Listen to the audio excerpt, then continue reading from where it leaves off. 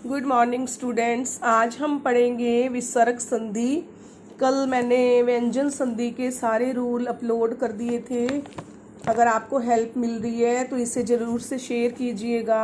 आपको अच्छा लगे तो लाइक कीजिएगा स्टूडेंट्स, और सबको हेल्प मिल रही है तो इसे ज़्यादा से ज़्यादा शेयर करें और दूसरे लोगों में भी, ताकि ये जो हेल्प कर रही हूँ ना, मैं अपलोड करती हूँ वीडियो। क्योंकि एक स्टूडेंट ने ना मुझसे लाइव में आकर संधि के लिए बोला था कि मैं उसे संधि पढ़ाऊँ, तो व्हाट्सअप नंबर नहीं दे सकते और वैसे हम ना चैनल पर कैसे पढ़ाएं, तो मैंने वीडियो ही अपलोड करने का फैसला किया। इसलिए मैंने पूरी संधि, समास, ये सब अपलोड कर दिए। और भी किसी चीज़ की आपको रिक्वायरमेंट होगी ना तो आप मुझे कमेंट में लिख सकते हैं, मैं आपको वीडियो बनाकर अपलोड कर दूंगी। वैसे मैंने एक और चैनल बनाया है हिंदी अध्ययन के नाम से, अभी मैंने उस पर कुछ अपलोड नहीं किया है, यहाँ पे अपलोड करना पड़ रहा है। इसीलिए मैंने सोचा मैं एक ना टीचिंग के लिए एक अलग चैनल बना देती हूँ, ताकि मेरे गानों वाले चैनल पे वो मिक्स ना हो, पर आप एक दूसरे का लिंक किसी को दे सकते हैं, हेल्प कर सकते हैं और हेल्प ले भी सकते हैं। तो मैं आज विसर्ग संधि पढ़ा रही हूँ। जहाँ विसर्ग का लोप होकर अथवा विसर्ग के स्थान पर कोई नया वर्ण आ जाता है, वहाँ पर विसर्ग संधि होती है। विसर्ग का लो विसर्ग समझते हैं आप, दो बिंदियां आती हैं जब भी किसी वर्ण के पीछे वर्ण के बीच में, तो वहाँ पे विसर्ग का लोप हो जाता है और नया वर्ण, कोई भी नया वर्ण आ जाता है, वहाँ विसर्ग संधि होती है। विसर्ग के बाद यदि क च या छ आए तो श, स, ट या ठ आए तो श, और त और थ आए तो स हो जाता है। देखो नी अब विसर्ग है, इसके बाद में च आया है। विसर्ग के बाद यदि च छ आए तो श हो जाता है। देखो नी विसर्ग है, प्लस के बाद में च है, हमारी शर्त क्या थी, च या छ आए तो श हो जाता है। तो देखो निश्चल, नी प्लस छल निश्चल, धनु प्लस टंकार, क्या शर्त थी, कंडीशन क्या थी, ट या ठ आए तो श और त थ आए तो स हो जाता है। तो यहाँ पर ट आया था, विसर्ग के बाद प्लस, प्लस के बाद ट है, तो यहाँ पे ष षटकोण हो गया, पर ये हाफ हो जाएगा। ऐसे ही मनय प्लस ताप मनस ताप, देखो त थ आए किसके बाद, विसर्ग के बाद, त थ विसर्ग के बाद त थ आए तो स हो जाता है। देखो त यहाँ पे विसर्ग के बाद त है तो स हो गया। मनस्ताप निठुर निष्ठुर, ठ है कि ट ठ हो तो क्या बन जाता है, ष षटकोण, और त है तो स, ये षटकोण नहीं है, ये निस्तार है, निस हाफ स है, निस्तेज।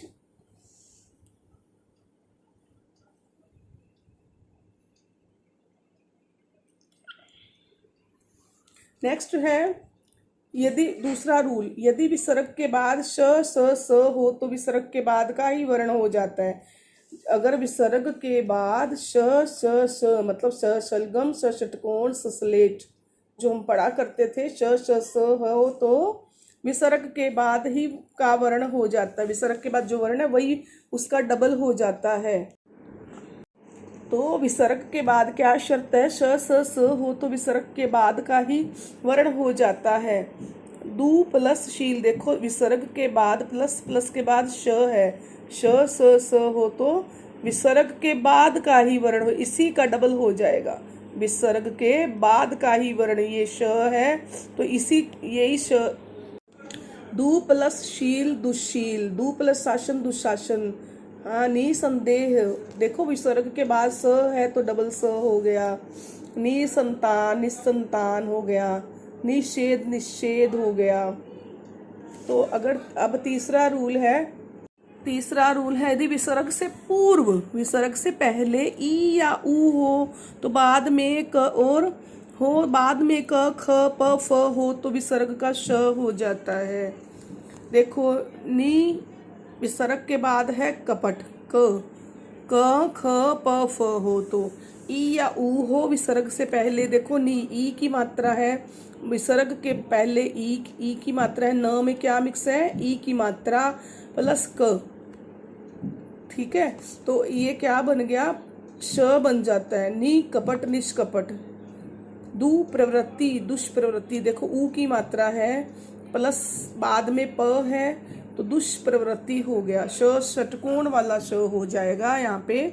निफल निष्फल,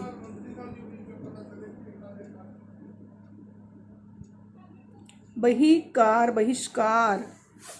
चौथा रूल है, यदि विसर्ग से पूर्व अ आ से भिन्न कोई स्वर आए तो किसी वर्ण या किसी वर्ण का तीसरा चौथा पांचवा वर्ण या यर लव में से कोई वर्ण हो तो विसर्ग का र हो जाता है। ये रूल्स आपको स्टूडेंट्स याद करने पड़ेंगे, ऐसे नहीं आपको समझ में आएगा, ये लर्न करने ही पड़ेंगे। आप जैसे पॉइंट्स याद करते हैं ना, पहले रूल याद करोगे, फिर आपके सामने जो भी आए तो आपको पता होना चाहिए। विसर्ग से पहले, विसर्ग से पूर्व अ आ से भिन्न कोई स्वर, यदि विसर्ग से पूर्व अ आ से भिन्न कोई स्वर हो या किसी वर्ण का तीसरा चौथा पांचवा वर्ण हो या र लव में से कोई हो वर्ण तो विसर्ग का र बन जाता है।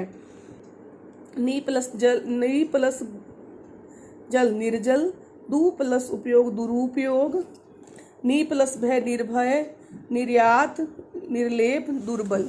नेक्स्ट रूल है, यदि विसर्ग से पहले और बाद में अ हो तो पहला अ और विसर्ग मिलकर ओ हो जाते हैं और पिछले का लोप हो जाता है।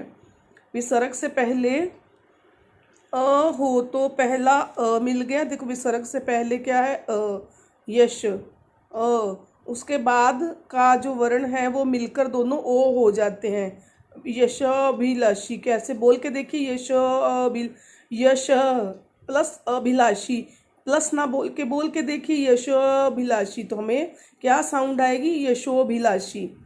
तो पिछले का लोप हो जाता है, बाद वाले का लोप हो जाता है। फिर से देख लीजिए, यदि विसर्ग से पहले और बाद में अ हो तो पहला अ और विसर्ग मिलकर ओ हो जाते हैं तथा पिछले का लोप हो जाता है। पहला अ और विसर्ग मिलकर क्या बन जाते हैं, ओ बन जाते हैं और बाद वाले का लोप हो गए, यशोभिलाषी। ऐसे यशोर्थी, मनोनुकूल। ठीक है, नेक्स्ट रूल देखिए, अ के बाद विसर्ग हो, अ के बाद विसर्ग हो और उसके बाद वर्ण का तीसरा चौथा पांचवा अक्षर येरे लेवे में से कोई वर्ण हो तो अ सहित अ विसर्ग का ओ हो जाता है। अ के बाद विसर्ग हो, देखो अ मने अ के बाद विसर्ग है या किसी वर्ग का, उसके वर्ग का तीसरा चौथा पांचवा अक्षर येरे लेवे शे में से कोई भी हो। ठीक है, तो क्या हो जाता है, यदि अ के बाद विसर्ग हो, अ के बाद विसर्ग हो और उसके बाद वर्ण का तीसरा चौथा पांचवा अक्षर येरे लेवे में से कोई हो तो वर्ण हो तो अ सहित अ विसर्ग का ओ हो जाता है। देखो मनोहर, अधय प्लस गति, विसर्ग से पहले अ है, बाद में क्या है, तीसरा वर्ण।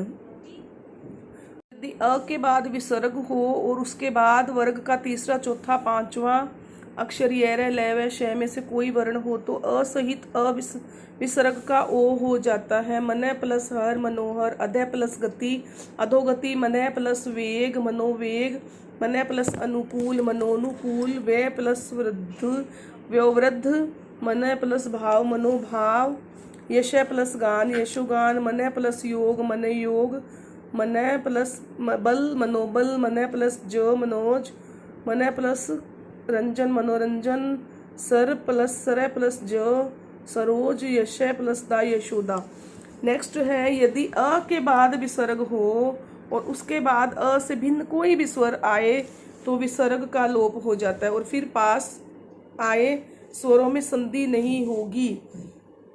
देखो अतः प्लस एव, जब अ त में क्या है, अ विसर्ग के बाद कोई अन्य भिन्न वर्ण आ गया, वो भिन्न स्वर आ गया। देखो अ त में क्या है, ए अलग, एक अलग जो है स्वर आ गया तो क्या होगा, विसर्ग का तो लोप हो जाता है लेकिन इन दोनों में संधि नहीं होगी। विसर्ग संधि में यदि इस तरह आ जाता है कि स्वर के बाद कोई भी स्वर कोई भी स्वर है उसके बाद कोई अन्य स्वर आता है भिन्न, तो दोनों में संधि नहीं होगी। देखो विसर्ग तो हट गया, उसका तो लोप हो गया, लेकिन दोनों में संधि नहीं है, मतलब दोनों को जोड़ेंगे नहीं, हम एक लाइन में नहीं लाएंगे, एक लाइन में नहीं ये कन्वर्ट होंगे, दोनों अलग अलग। अतः, अतैव, रज, उद्गम।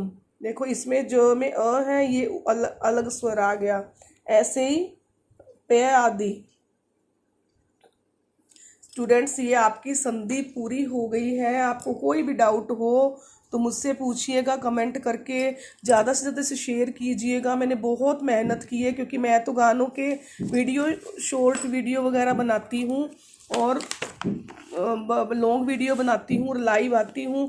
उस बीच ना मैंने बहुत ही समय निकाला है अपना, 2-2 ढाई घंटे लग जाते हैं मुझे इसमें, क्योंकि बीच में फैमिली है ना, तो बीच में कोई ना कोई काम निकलता रहता है, तो खूब सारे वीडियो इसकी क्लिप हो जाते हैं, उसको जोड़कर वीडियो बनाना, फिर उसकी एडिटिंग करके अपलोड किया है। इसीलिए आप ज़्यादा से ज़्यादा इसको शेयर कीजिएगा, सब्सक्राइब करवाइएगा, ताकि इसका बेनिफिट वो भी उठा सके और मुझे भी इसका लाभ हो। और आगे भी कोई भी टॉपिक आपको समझना हो ना, तो आप प्लीज़ कमेंट बॉक्स में लिखिएगा, मैं आपको उसका वीडियो बनाकर दूसरे चैनल पर डालूंगी। मेरा चैनल का नाम है, नए चैनल का, हिंदी अध्ययन। ध्यान से सुन लीजिए, इंग्लिश में ही लिखा हुआ है, एक बुक छपी हुई है, उसका लोगो है, और हिंदी अध्ययन के नाम से मेरा चैनल है, आप उस पर देखिएगा। साथ ही स्टूडेंट्स, मैंने अभी आपको बताया है हिंदी अध्ययन के नाम से मैंने एक नया चैनल बनाया है। मैं उसका जो लिंक है ना, उसका लिंक ना डिस्क्रिप्शन बॉक्स और कमेंट बॉक्स में मैं पिन कर दूंगी, और आप वहां से ना चैनल पर जाकर उसे सब्सक्राइब कर लीजिएगा। फिर कल से उस पर ना वीडियो आनी शुरू हो जाएंगी। जो भी आप कमेंट करके बोलेंगे, कोई 10th क्लास का टॉपिक है, 12th का है, या फिर 9th का है, 8th का है, मैं सारी क्लासेस के वीडियो ना उस पर अपलोड करूँगी। मैंने पहले भी बनाया था एक बार चैनल, लेकिन वो नहीं मैं उसको कर पाई आगे, क्योंकि उसकी आईडी वगैरह खो गई थी, फिर मैंने दोबारा नहीं बनाया।